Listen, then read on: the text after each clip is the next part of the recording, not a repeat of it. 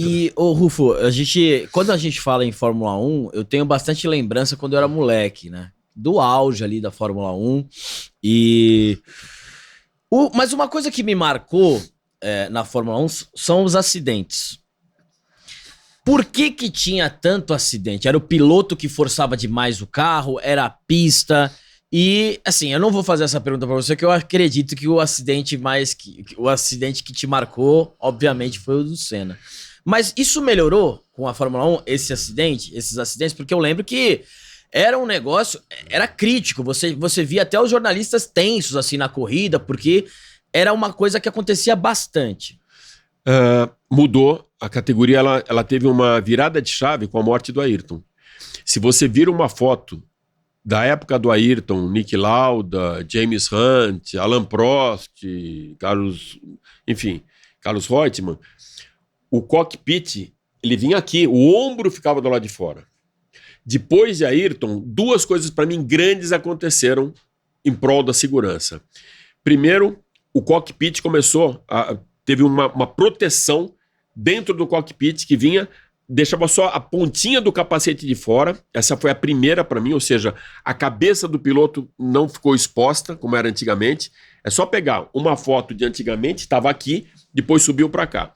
A outra, o halo, que é aquela sandália havaiana que fica em cima, que a gente já viu no acidente do Verstappen com o Hamilton. Se não tivesse aquilo, a cabeça do Hamilton teria sido esmagada pelo carro do Verstappen, uma capotada que teve. Os carros ficaram mais compridos. Bem mais compridos, então, uma proteção muito maior para a perna. O Piquet não teria perdido o pé dele em Indianápolis se o carro fosse mais comprido, né? Ele bateu o pé no muro, ele perdeu um pé. Metade do pé do Piquet não existe com essa batida do muro. A tecnologia hoje de equilíbrio do carro é muito melhor, os motores não explodem mais, e quando o motor começa a explodir, ele joga óleo na roda, pega fogo ou ele roda. Então tinha incêndio por causa disso também. Hoje o tanque ele é muito mais maleável, ele não é rígido. Então no impacto, esse tanque é como se fosse uma bexiga. Ele se move e não rompe, então você não tem mais explosão do carro, incêndio. Mudou muito. O Emerson falou para mim, sabe o que era correr na década de 70? Era você começar o ano com grid e saber que até o final do ano 2 daqueles companheiros nossos teriam morrido. A média era você morrer 2, 3 caras por ano. Então a tua pergunta é realmente muito boa, Alba, porque isso era assim a Fórmula 1. Pilotos morriam. A gente parou de ver isso até acontecer a morte do Ayrton. E a morte do Ayrton foi a coisa mais improvável do mundo. A pista de Imola, o circuito de Imola, você tem a largada, aí na sequência você tem uma curva para a esquerda, uma pouquíssima inclinação, que é a Tamburello, que não é uma curva, é uma reta aquilo. O cara pode ir flat ali, ele muda pouquinho o curso de direção. Aí lá na frente você tem a curva Gilles Villeneuve, a curva Villeneuve, na verdade, e a Tosa, que é um grampo, que é quando você retorna. Por exemplo, no dia do acidente do Ayrton, no domingo, eu estava dividindo a pista com o Lemir Martins para 4 rodas. Eu fazia para auto sprint para 4 rodas. O Lemir ficou na largada, ninguém ficava na Tamburello, até porque não tem lugar para ficar na Tamburello. Mas já tinha morrido o Hassenberg antes, né? Na sexta-feira, mas na curva Villeneuve. O Ratzenberg, o austríaco. É isso. No sábado. No sábado, durante o treino. É isso. Já vou até falar disso. E eu estava na Tosa. A gente ficava, todos os fotógrafos na Tosa, porque não tinha o que fazer na Tamburello. Você estava lá presente. Estava lá presente, estava na Tosa. Era o único brasileiro ali e o Lemir Martins, só tinham 2 brasileiro fotógrafo, né? Fotografando. E a gente ficava ali porque quando tem a freada e dá aquela agrupada toda dos carros, você tem uma foto mais bonita que um carro sozinho. Na reta ninguém vai fotografar e Tamburello era praticamente uma reta, ninguém fica ali, não tem nenhum lugar para você fazer foto ali. Onde você estava aí? Não, eu tô mais pra lá. A Tamburello é aqui? Mas não é mais assim a Tamburello, né? A Tamburello, ela vinha aqui, ó. Ela fazia, era isso aqui. Isso aqui é novo. Ela vinha aqui e o Ayrton escapou aqui. Isso. Aí seguia pra cá, aí tem a Villeneuve lá na frente e a Tosa, que é aqui. Se conseguir o mapa do circuito antigo, aí eu mostro exatamente como foi. Já deu a dica, hein? Mas, de qualquer maneira, era super improvável. O Pedro Lamy bateram o carro do Lamy parou, teve uma batida largada, teve bandeira amarela, a prova começou com safety car, e aí tem duas teorias para a batida do Ayrton. Uma eu escutei do Piquet no dia seguinte da prova, no Roda Viva, ele falou, olha, quebrou a suspensão pelo jeito que eu tô vendo, o carro ficou totalmente bobo na frente, podia virar, reduzir, fazer o que quiser, o carro ia naquela direção que estava no ângulo da curva e seguiu reto, ele não muda a direção, mesmo reduzindo, que foi o que a telemetria mostrou. O Ayrton reduziu algumas vezes, tentou freio, não funcionou, por quê? Porque o carro estava empinado para frente, essa é uma teoria. A segunda, são três teorias, a segunda, o Ayrton tinha pedido para que fizesse uma gambiarra na coluna de direção, uma solda na coluna de direção. O carro era novo para ele, a Williams era uma história nova, ele já estava puto. Batia o braço aqui e ele pediu... O braço dele ficava muito aqui. E ele pediu para fazer uma solda para melhorar a coluna de direção. E fizeram uma coisa na pista que não existe. O cara só faz isso na fábrica, no laboratório. Não tem uma solda para um elemento que sofre tanto esforço durante uma corrida. Você vai usar um cano inteiro, né? Ou seja, uma coluna inteira. E não um soldado no meio, e fizeram essa solda. O carro bateu, até hoje a gente não sabe se bateu e quebrou na solda porque era um ponto frágil ou se quebrou a solda e bateu por causa disso. Então, essa é a teoria que mais se comenta, né? E a terceira, por conta dessa bandeira amarela, que os pneus estavam frios. Essa pra mim não cola, porque tava frio pra todo mundo. Então, só o Ayrton ficou com o pneu frio, né? Tava frio pra todo mundo. Olha aqui, ó. Então, aqui tá melhor. De novo, essa aqui é a curva antiga, essa aqui é a curva nova. Antigamente, a Tamburello, ela vinha aqui e fazia essa curva inteira. Isso aqui já é novo também. Essa chicane aqui quase, né? Esse S aqui foi colocado depois do acidente. Então vinha aqui. Aí quando chega aqui é a curva Villeneuve, que também foi modificada. Aqui bateu o Ratzenberger e morreu aqui. É isso aí. O lugar que eu ficava era aqui na Tosa. Ok. Porque os carros vinham aqui em alta velocidade e todos freavam, juntavam aqui, e aqui era a foto bonita.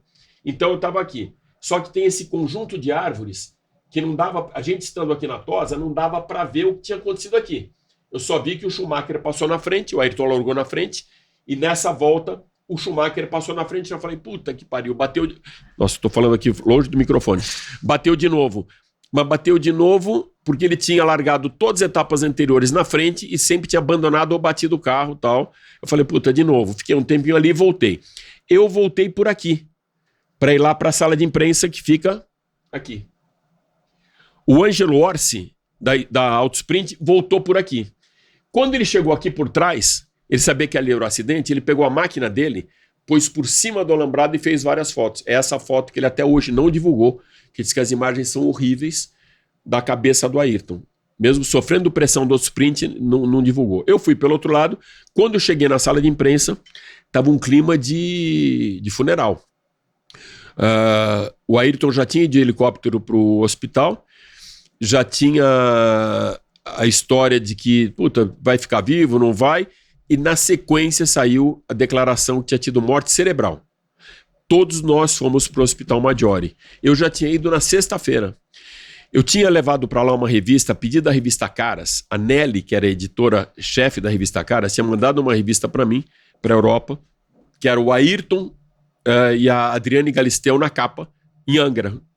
Ou seja, os dois dentro d'água, abraçados e tal. Era para eu fazer essa foto do Ayrton no box dele, lendo a revista Caras, aquela foto chata de pedir até pro piloto, ó, Ayrton, dá uma força aí, faz uma foto, você lendo a Caras que você tá na capa. Essa era a foto para Caras. Quando teve o acidente do Rubinho, eu fui pro Hospital Maggiore e a Nelly falou para mim, Alex, muda tudo. O Rubinho no hospital, na cama, lendo a revista Caras. Isso tem mais a ver ainda. A Caras, revista hospital, de consultório, né? Puta, eu cheguei no hospital 5h30 da manhã, 6 da manhã do sábado. O Ayrton estava saindo já com o Ricardo Tedeschi e com o Geraldo Rodrigues, que eram os empresários dele. Já estava saindo, já tinha recebido alta. Eu barrei eles três na saída do Maggiore e falei, cara, preciso um favor teu, Rubinho. Preciso que você volte pro quarto para eu fazer essa foto. Ele falou, pô, como assim? Eu já recebi alta, Alex. Ah, não, eu preciso fazer a foto, cara, me quebra essa. Ele foi gente fina pra cacete, imagina. Já tinha recebido alta com a boca estourada, nariz todo torto. Não, e ele voa, né, cara? É um voo O acidente dele feio, foi né? muito pior, mas muito pior. Visualmente cara, é muito pior. Visualmente, o voo que ele sai, acho que 1 metro, 2 metros do chão. E essa questão, né? Porque o do Senna visualmente... Não, Você não- então, você não- o Lauda tinha batido aí, o Berger, o Piquet, e acidentes mais feios. Bom, voltando para a história, cheguei, o Rubinho entrou dentro do lençol com tênis, com jeans e com uma camiseta do S do Senna, que o Senna estava lançando o Seninha. E fez a foto para mim, saímos, fui levar o filme para Milão, que tinha um comandante da Varig que já ia levar esse filme para a editora Abril pegar no dia seguinte. Era assim o nosso transporte. Quando eu chego na pista, tinham anunciado a morte do Ratzenberger. E aí veio essa coisa toda, até o domingo, enfim, essa coisa muito, muito, muito pesada. Foi um final de semana que começou com o acidente do Rubinho na sexta-feira, depois a morte do Ratzenberger no sábado e a morte do Ayrton no domingo.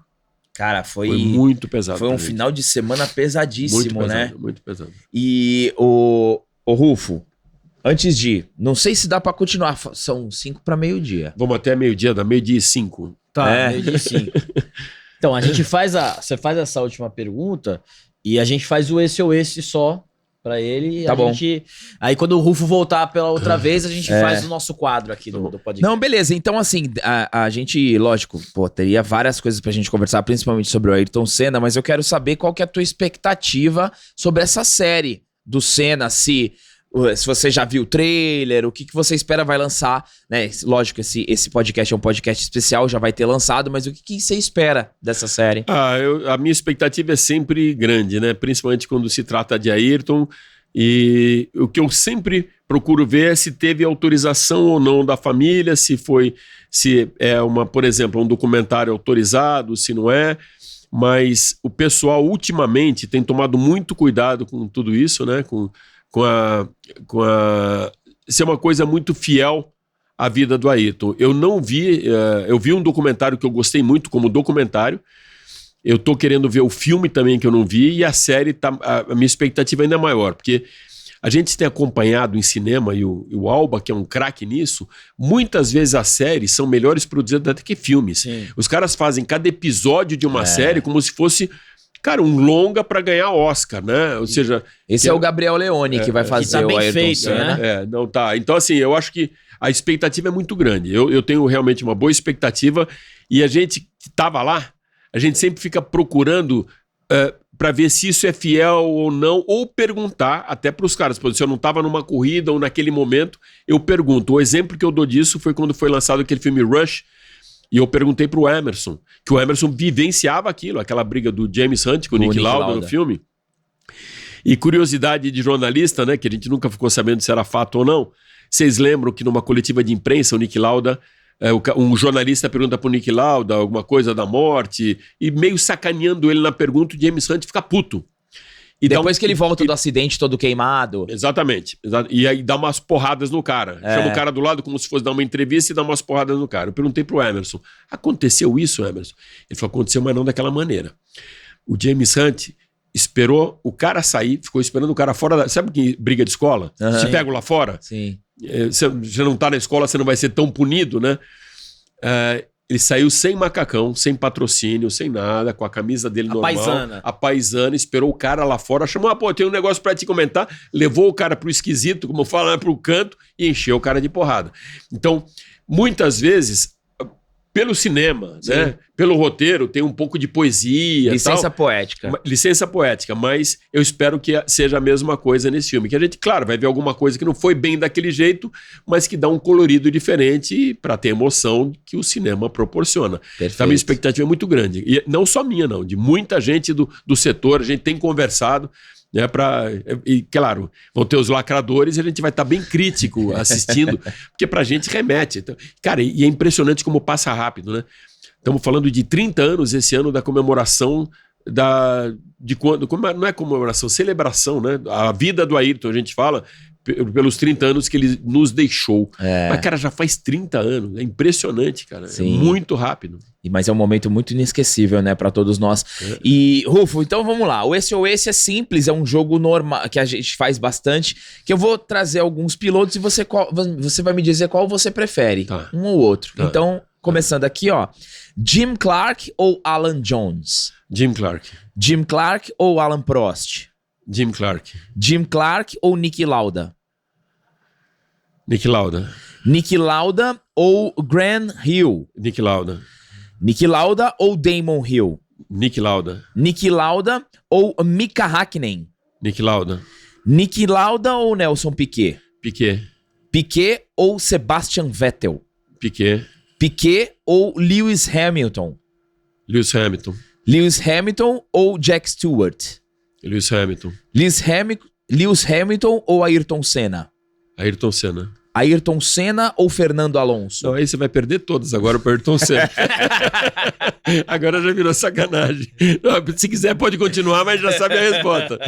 Tá, então eu vou fazer só a última. Ayrton Senna ou Michael Schumacher? Não, Senna. Senna vence, Senna, né? Senna. Brilhante. Não, primeiro que o Senna não era Dick Vigarista, o Schumacher era. Começa por aí. Em várias oportunidades. Em Mônaco, quando... Era. Dick Vigarista é Tentou boa. tirar, e eu vou mandar pra vocês depois. Eu sou padrinho do Villeneuve, amigo dele desde 94, escutei dele, pus na Jovem Pan esse depoimento dele quando ele tentou tirá-lo da pista para vencer o campeonato em 97, jogou o carro para cima, ele ficou parado e o Villeneuve venceu. Antes, ele tirou o Damon Hill e foi campeão jogando o carro para cima. Em Mônaco, para se classificar para largar na pole, aí ele foi punido, pegaram pela telemetria, ele estava na pole e podia perder a pole, ele deixa o carro rodar, logo depois que sai da rascasse para interromper o treino, vencer o tempo regulamentar da classificação e largar na pole. Só que teve discussão disso, pegaram a telemetria, só naquela volta ele fez a curva e fez a freada daquele jeito, tal, ficou na cara que ele fez de propósito. Entendi. Então, pra mim, claro, muito bom, um piloto excepcional, um dos melhores do mundo, mas eu acho até o Hamilton melhor que ele. Eu prefiro o Hamilton do que o Schumacher. E o que você achou do Hamilton indo com o carro do Senna? Espetacular. E aí vale aí um comentário. Muito brasileiro babaca fala que faz aqui, até jornalista fala, faz aqui para levantar a torcida do Brasil, é para puxar o saco. Não, eu já vi o Hamilton fazendo isso no mundo inteiro, de falar do Ayrton, ele torcia pelo Ayrton, o pai dele quando perguntou para ele o que ele queria ganhar de presente, ele queria um capacete, isso moleque, quero um capacete do Ayrton. Então o Hamilton sempre foi fã do Ayrton, aí ficam dois comentários. Merecidamente ele foi escolhido, diferente do que a gente escutou de alguns pilotos. O mais sensato para mim foi o Massa quando respondeu, que falou, seria legal tivesse um brasileiro, mas mais do que normal, o Hamilton merece, tal. Foi Rubinho meteu pau, o Emerson infelizmente meteu pau, né? Falou aqui não, tinha que ser um brasileiro. Por que tinha que ser um brasileiro se os brasileiros não ficam enaltecendo o Ayrton até hoje, não ficam levantando essa bandeira, não ficam valorizando, não fazem homenagens ao Ayrton e relembrando a história do Ayrton como o Hamilton faz. O Hamilton faz desde que ele entrou na categoria. Um capacete parecido do Ayrton. A vida inteira ele homenageou o Ayrton. A vida inteira. E outra. Porra, o cara é 7 vezes campeão do mundo. É o cara que tá aí na pista a ser consagrado até hoje. Por que tinha que ser um brasileiro? Não tem nada disso, não. Tem que ser o cara que merece. Pra mim, quem merecia era o Hamilton mesmo. Muito bom. Um puta cara, gente fina.